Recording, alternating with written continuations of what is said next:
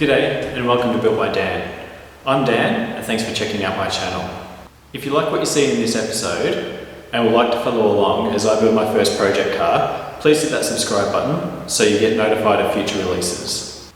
Now, for this first episode, I thought I'd talk a little bit about me.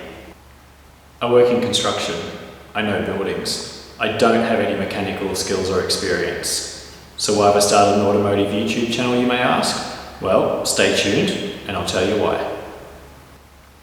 So as I said, I have no mechanical or automotive skills or experience, but I do have a general appreciation of cars. I've changed a flat tyre once or twice, but other than that, I've left all mechanical repairs on my personal vehicles to a mechanic. Despite my lack of mechanical abilities, I've always loved and had a thorough appreciation of all different types of cars. From hot rods to classics from the 50s and 60s, to the JDM cars of the 90s and onwards, all the way through to the supercars and exotics.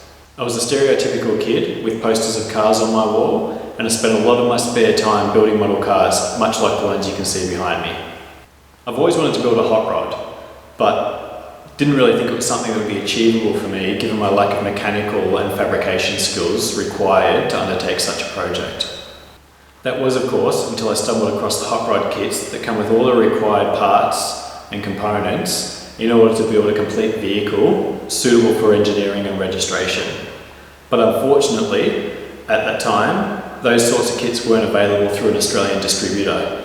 So I was nervous to undertake such a build in case I couldn't be registered at the end of the build process. And I didn't want to get stuck having to invest a significant amount of money into an otherwise affordable kit car in order to be able to get it registered and to meet the Australian registration requirements. So needless to say, at that point in time, a hot rod kit car just wasn't feasible for me.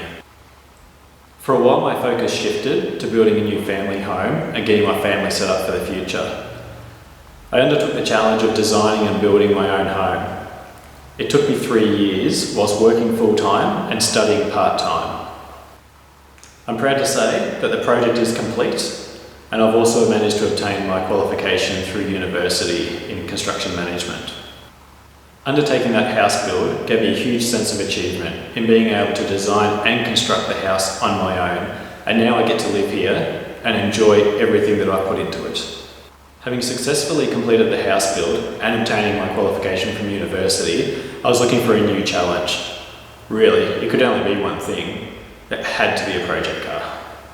With a few years having passed, I was in a much better financial position and I was starting to look at upgrading my daily driver. I was considering an Audi R8 or a Jaguar F-Type because I wanted something a bit sportier.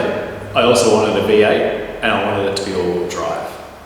Whilst either of those cars would have been a blast to own and drive, and it would have been a great sense of achievement to be in a position to actually purchase one of those cars, it just isn't the same sense of achievement that you get from actually building something yourself. And that's why my next car will be built, not bought.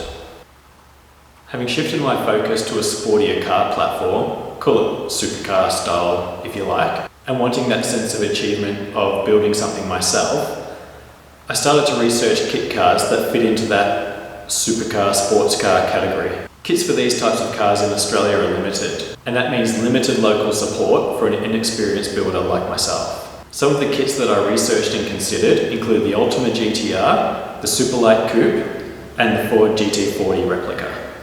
When researching these cars and what it took to build and assemble them, I struggled to find much content that gave enough detail and understanding of the build process. So I decided that if I was to proceed with a kit car build, that I'd create my own YouTube channel so I could document the process in the hope that maybe it will help or inspire others to have a go at building a kit car, even if they don't have mechanical experience, much like myself. And who knows, if all goes well and people like the content that I create, maybe I can continue to document other build processes for other kit cars or other cars in general, as well as driving the cars that I build and attending various local shows, car events and the like.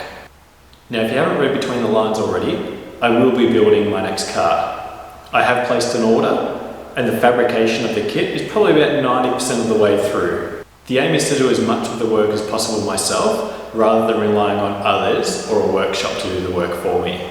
However, it is inevitable that I will need some support from friends, fellow builders, and workshops at some stage throughout the build.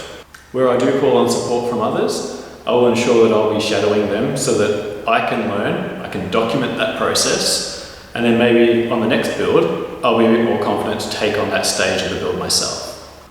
I'm not going to let the cat out of the bag in this video as to which car my partner and I have placed an order on, but comment below what you think it might be, or what you would like it to be, out of the Ultima, the SLC, and the GT40 replica. Our final selection, and what some of the considerations were that went into that selection, will be addressed in the next video. So hit the subscribe button and turn on notifications so you don't miss the next release. At this stage, the plan is to release fortnightly video updates of the process, and that'll probably start off with a couple more videos like this where I'll talk through the process of what we went through in our considerations and the final selection and specifications for the order that we've placed. And then hopefully by that stage the kit will have arrived and we'll then be able to start documenting the build process itself. So that's it for today. Thanks for watching.